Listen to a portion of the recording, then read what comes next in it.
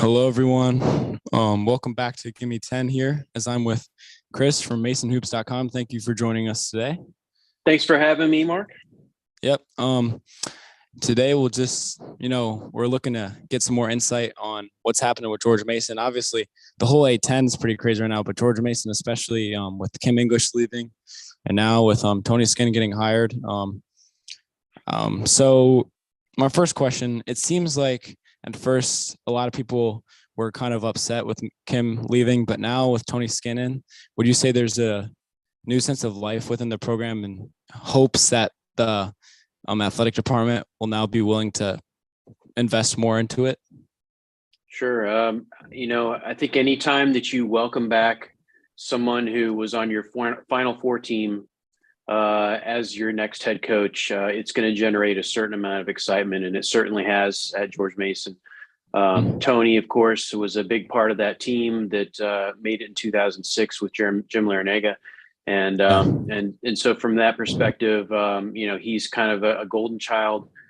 He's also kind of representing this kind of a groundswell of those players from the Final Four team in that period of time to come back to the school and give a little shot of energy to the program, because they haven't really been present, maybe here and there a little bit, but they haven't been fully involved in the program from other coaches we've had. So it's nice to see that part of it, and I think that's where you're going to see a lot of energy.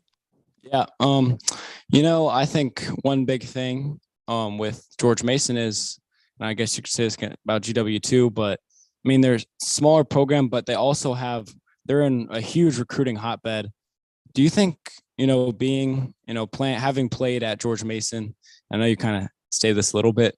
Do you think Tony Skinn will be able to take advantage of the recruiting hotbed that DMV is? Yeah, the DMV is no question about it, huge for recruiting.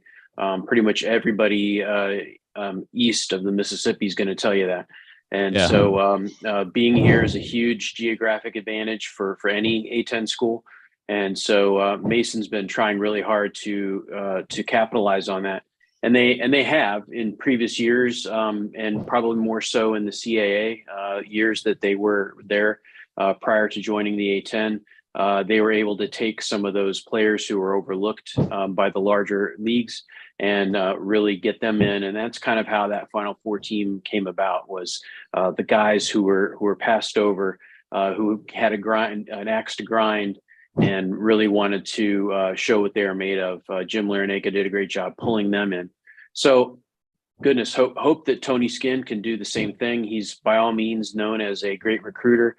And I think the important thing we have to focus on now moving forward is giving Tony the resources at George Mason to be a top flight A10 school, but also give him a little bit of time and room to grow. He's not coached a game, as far as I know, as a head coach yet at the college level. So he's kind of coming in like Kim English did, kind of fresh and needing to learn on the job a little bit. So some of those times were a little frustrating with Kim English as he was growing.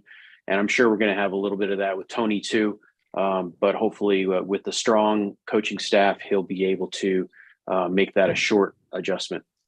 Yeah. So I was looking on Twitter today and I saw some people saying he's got a son who's class of 2025. Do you think I know this is kind of far back, but do you think there's a good possibility of him possibly coming in? Is he pretty highly rated recruit, or anything about that? Because that would be huge for George Mason. Yeah, he's certainly been playing out there on the college circuit. I know he's been with Tony while he was in various stops at Ohio State and at Maryland. So he's been out there playing. I'm not sure that he's very highly regarded at this point, and I think he's probably either a freshman or a sophomore in high school. So a little time left to go on that, but he certainly has some pedigree there to go on. And if he's not necessarily a highly regarded recruit at that point in time, he certainly would make a good preferred walk-on at the program if that's what he wanted to do. But as we know, sometimes the coach's sons like to go elsewhere and kind of carve out a niche for themselves. So we'll see how that all turns out. Yeah. Again, Tony Skinn being from George Mason playing there, do you think this will give them a huge boost in the rivalry against George Washington? Do you think this will provide them an even bigger boost? I mean, I think didn't they win both games this year, or did they split? I think we split. With they beat us at our place and we beat them at theirs. So Yeah. definitely that rivalry is going. Coach Caputo, obviously a big past with George Mason as well. Yeah. So it's kind of crazy how that was all worked out. But Skinn versus Caputo could really be a good storyline to watch next year. And obviously, the two programs have had a little bit of rivalry going on, but now we're seeing that situation with the transfer portal where teams at our level, unfortunately, this middle level of conferences get torn down every offseason and then rebuilt.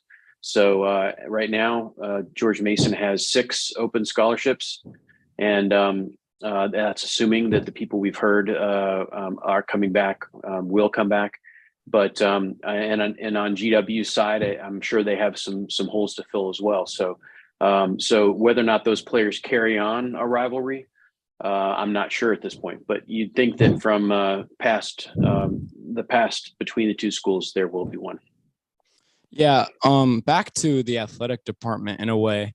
Do you have any insight as to what their plans are to change possibly in any way with Tony Skinn? As I think, I'm not trying to say this is the reason he left, but I think one of the reasons Kim English, he even stated it, was he was mad that the athletic department wouldn't invest as much.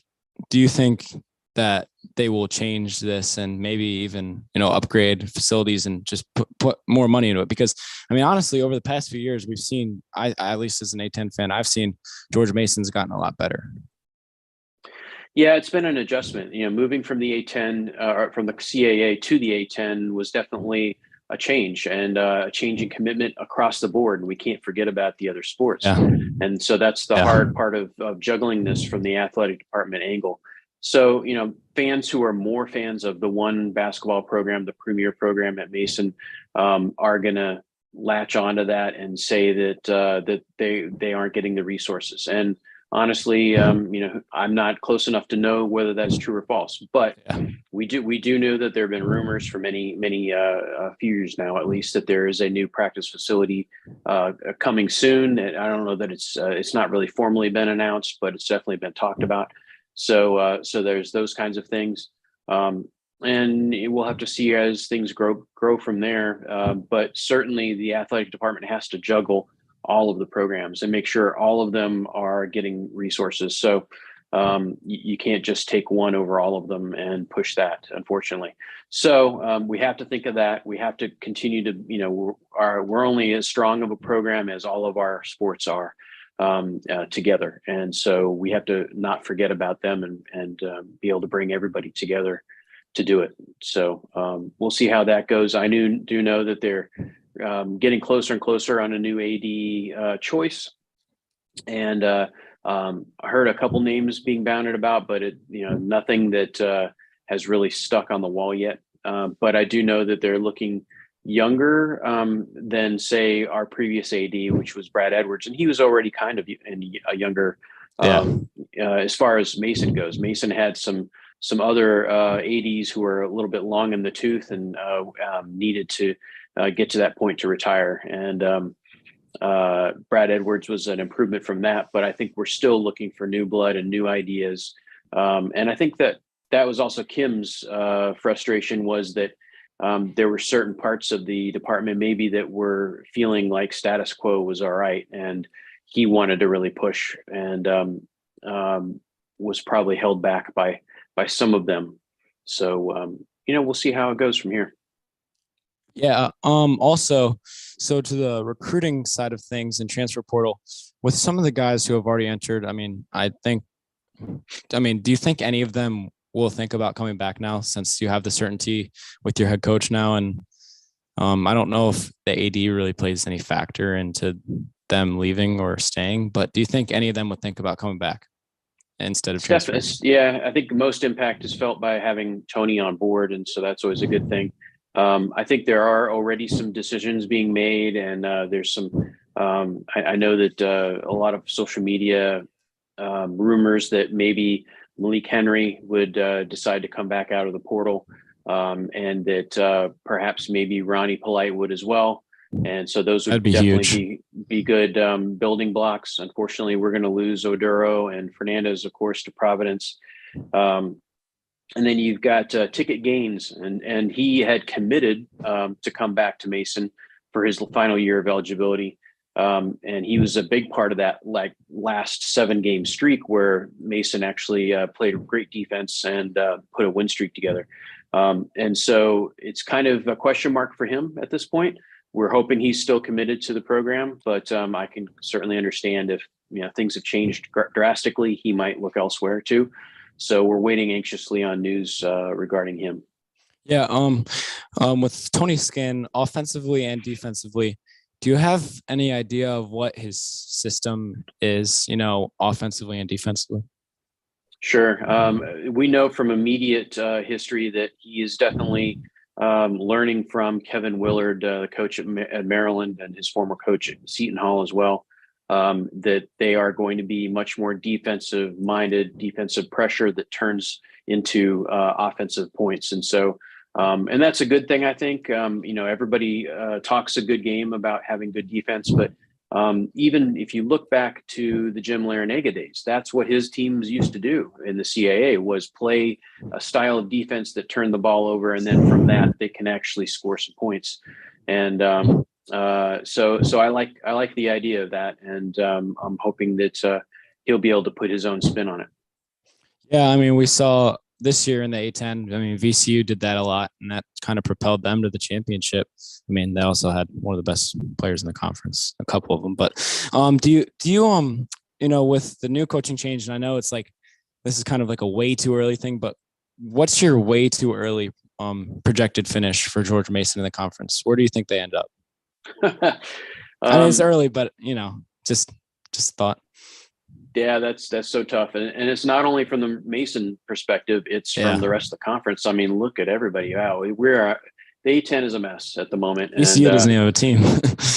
I mean, I think a lot of those guys will, the VCU players will, maybe half of them, hopefully more in their case, will come back to play for Ryan Odom. Because he's got that motivational quality about him. And I think he's going to be able to talk them into that. But some may go to Penn State. You never know. So we'll see how that goes. Dayton, of course, kind of up in the air there too. A lot of players leaving for various reasons. UMass had a great run at the beginning of the season, and then they kind of just fell apart a little bit. And Frank Martin seems to be. I'm not going to count that guy out, but he seems to have a team that is just disintegrated at this point. So who knows how that'll all work out. But if I had to guess, I'll say I'd be reasonably happy with hitting the top 4 of the conference for sure. Get that double bye, but if not, just outside of that, like we were this year, would be good considering all of the upheaval in our program. So I think that's a good goal, and I'm sure other Mason fans probably would say we're going to be number 1, but we'll see how that goes. Well, I've seen the fans seem very excited and very confident now with Tony Skinn head coach. Like you said, it's just a complete toss up in the Atlantic 10 right now. I mean, it seems like, and it's just like that thing with college basketball these days where, it seems like if a coach leaves, the whole team leaves. It's a mess. And it's just, like you said, it just really hurts conferences like the A10. One more question before we send you out here. What's George Mason's outlook on the portal right now? Do you know if there's anyone from the outside that they're trying to recruit into the program now? I am certain that there is. Who it is, not sure, but you can look down Tony's list of teams he's been connected with and look at those portal folks and see who could be a potential target. We're looking at people like Ike Cornish out of Maryland. Hakeem Hart has been mentioned as well. those players definitely could end up at a higher school or a different school, but certainly they know Tony, so anything's possible there. Also, I think it's Samuels out of Seton Hall. He's a big 6'10" center. Has hit the portal as well, so maybe that's an option. So certainly hopeful that somebody like that will see value and come in and play for Tony. Yeah.